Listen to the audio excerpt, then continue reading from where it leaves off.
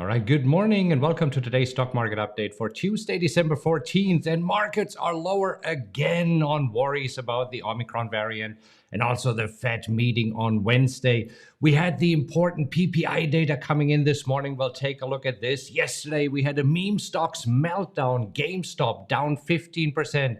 AMC also down 15%, Bed Bath & Beyond more than 6%. So we'll take a look at this of what happened there and if it's continuing today. Yesterday, rough day for travel stocks, American Airlines, Delta Airlines, United Airlines down. So we will take a look at this and much, much more. Okay, now if this is your first time here, hi, I'm Marcus Heidkotter. I'm a professional trader, and every morning we sift through a mountain of news websites, newsletters, and also reports, and then we take the most important news and go live here to share with you what you need to know as you head into your trading day. Now, if this is your first time here, I know that can be a little bit overwhelming, so don't worry. We have a special video just for you that I'll link to in the description, and that's a great place to get started. Now, joining me is my head coach, Mark Hodge, who has 24 years of trading experience, and together we have helped thousands of regular people understand how to trade these crazy markets and actually make money way beyond what your typical financial advisor will do. Now, with this intro out of the way, Mark, how is it going this morning? I'm doing great, Marcus. Markets are looking a little sketchy though. Markets look a little bit different here today. Absolutely. So let's talk about first what happened yesterday, because yesterday, I mean, the S&P 500 was pulling back, the Dow was pulling back, also the Nasdaq. I mean, yesterday, everything's pulling back a little bit.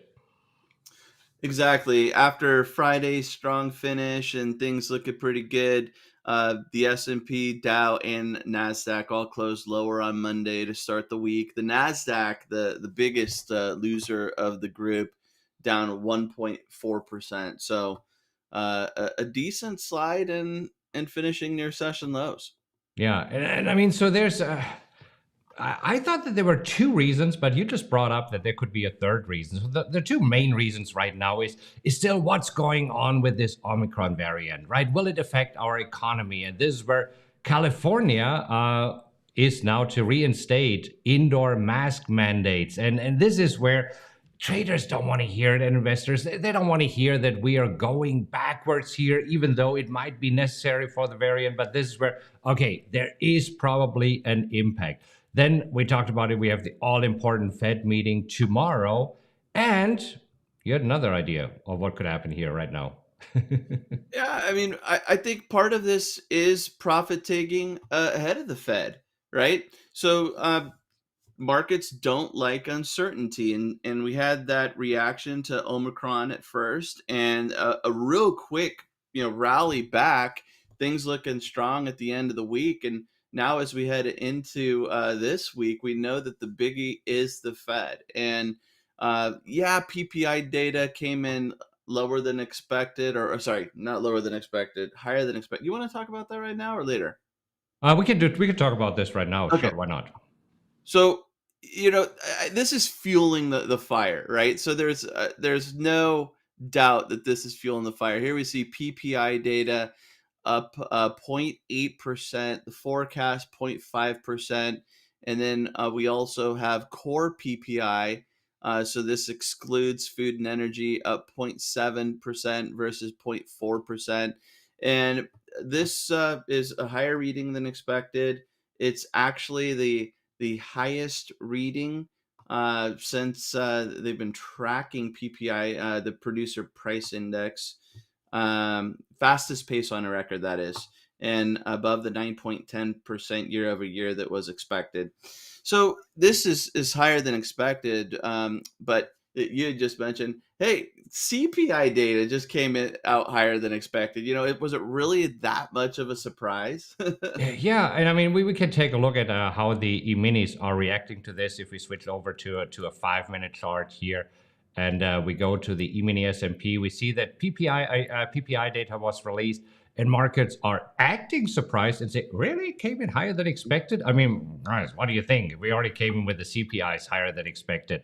But yeah, the E-mini S&P here losing in the past 30 minutes here, now down 0.6% approximately as we're going into the opening. The Nasdaq down a whopping percent, and the Dow down 0.26%. So the Dow hanging in there. And I mean, we talked about this before of why the Nasdaq is getting hit the hardest. Because, I mean, higher inflation means that the Fed has to do something with interest rates. So we talked about it yesterday. They're probably hiking interest rates here as early as May in 2022, so next year.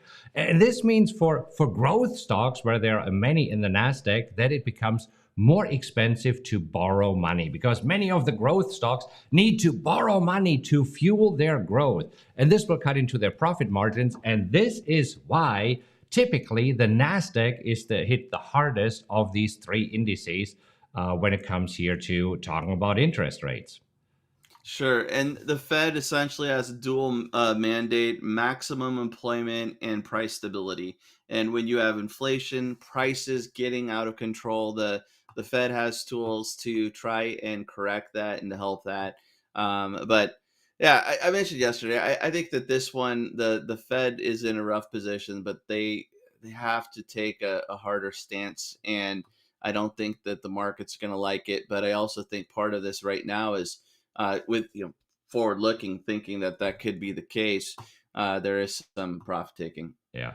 Well, I want to take a look at the 50-day moving average because this is an indicator that is being observed by many people. And if you're looking here at the Nasdaq, I mean, the Nasdaq was breaching the 50-day moving average, and they have done it, or the Nasdaq has done it quite frequently. So the 50-day moving average, I don't think it's that important in the Nasdaq, but definitely in the S&P 500. I mean, look at this. This is where we clearly see how the 50-day moving average is holding as support multiple times. Even if we have brief dips below, we're bouncing right back. And if we look at January earlier this year, or we're looking at March, or we're looking at May, end of May, then also again in July, it always held. And right now, it's super interesting because we briefly dipped below the 50-day moving average, but right now we are holding above. So let's see this retracement here that we could see this week, if it will actually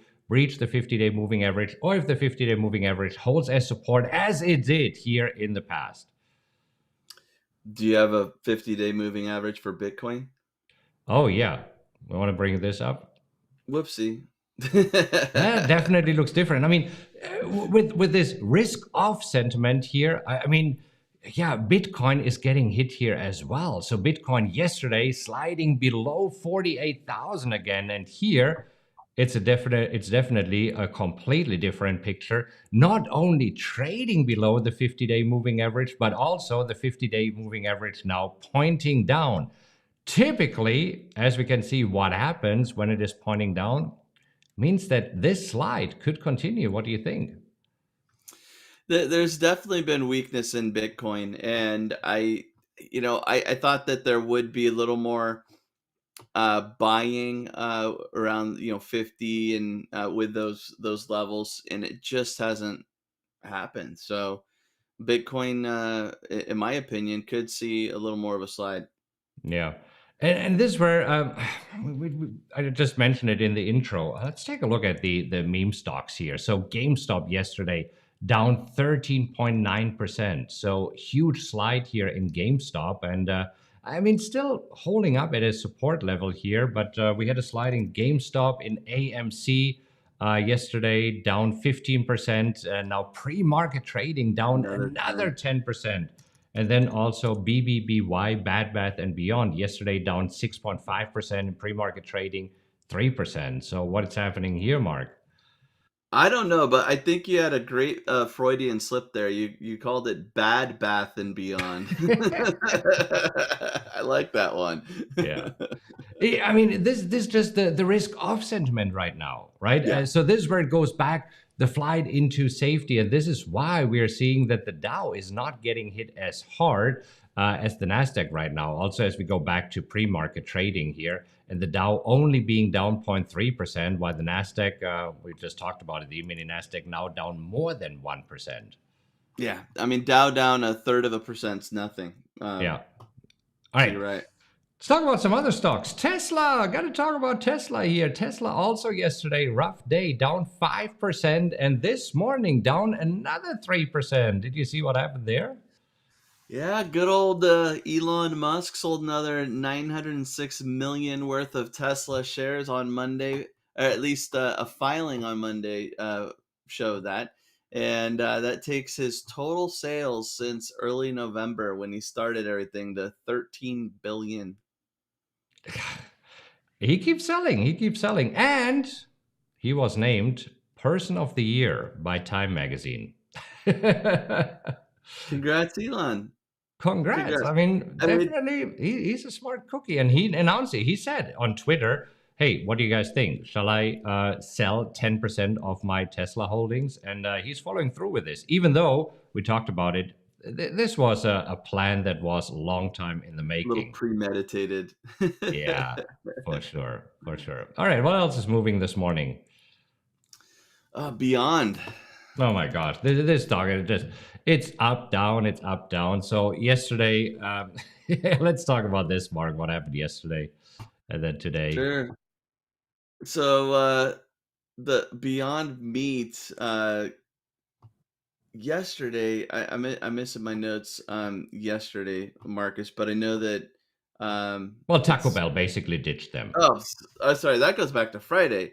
Oh, I thought, okay. Anyhow, Taco Bell ditched them and said, yeah, you know what, we're not moving forward. And then this morning, McDonald's said, you know what, maybe we'll move forward with you. And this is basically the curse of Beyond Meat here. If you take a look at the weekly chart and we see this just whipsawing like crazy, it's like, yeah, we partner with you, and no, we don't. So companies like Starbucks say, okay, we will serve the impossible whatever breakfast, whatever it might be, with Beyond Meat. Then they decide to do their own thing. Then it is McDonald's who say, okay, we're doing this. Then somebody else says, we're stocking it on shelves. And so, I mean, it's going back and forth. And I mean, Beyond Meat is just getting whipsawed here. I mean, this range, you got to appreciate the range. It goes from 250 to 50.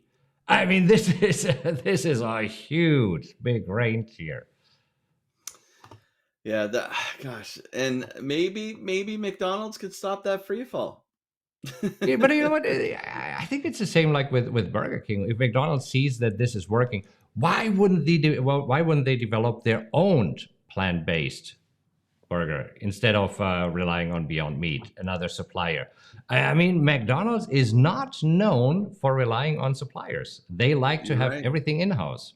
So this You're is where, right. for the test, they might use Beyond Meat and then ditch them in the same way as Burger King did and say, okay, we're doing our own thing. Thanks for coming out. Hey, did you see Alcoa's up pre-market? Let's see. Oh my gosh, up 2.7%. What's happening there? No earnings? Yeah. What's the news? So, it was interesting because we've had a couple of mastermind traders trade the wheel on this recently, and it's had some nice support there. So that's been coming up in conversation. But they are up 4.2% because there's news that the stock will be added to the S&P Mid Cap 400 index. There we go. So Nice. it's going to replace Hillrom Holdings, which is being acquired by Baxter International. Okay. Oh, talking about adding to an index, Lucid Motors got added to the Nasdaq, and they had a good day yesterday, up 4%, but no follow through today. But after being added to the Nasdaq, up 4%, now down 3%. So a little bit all over the place. Interesting with Lucid. Hey, Pfizer, going back to this Omicron thing, it's like, gosh, you get one positive, you get one negative, two positives, and Pfizer down, 0.6%. But I saw that they said their final study of its antiviral COVID-19 pill showed it to be 89% effective in preventing hospitalizations and death in high-risk patients. That's similar to what earlier studies had shown, but it just kind of backed the previous numbers. And it said that the drug appears to be effective against the Omicron variant. All right. Okay. We shall see. All right, let's take a final look at where we will open, of what's happening here going into the open. The futures markets are still sliding, so definitely pointing to a lower open. E-mini S&P here, E-mini Nasdaq down more than 1%. Dow still hanging in there. So we'll see. This will be another interesting day. And tomorrow is the big day because tomorrow is the Fed meeting. So today, markets on edge, nervous, maybe some profit taking here. I wouldn't be surprised if we had another down day. And then tomorrow, probably a quiet day until the afternoon when the Fed will let us know what their thoughts are and what they're planning to do. All right, we got to get ready for trading. If you would like to know how exactly we trade these crazy markets, I have a couple of videos that I'll link to right here. And please make sure to subscribe to this channel. This way you don't miss another video. And we'll see you again in tomorrow's stock market update. Take care, everybody. Happy trading, everybody.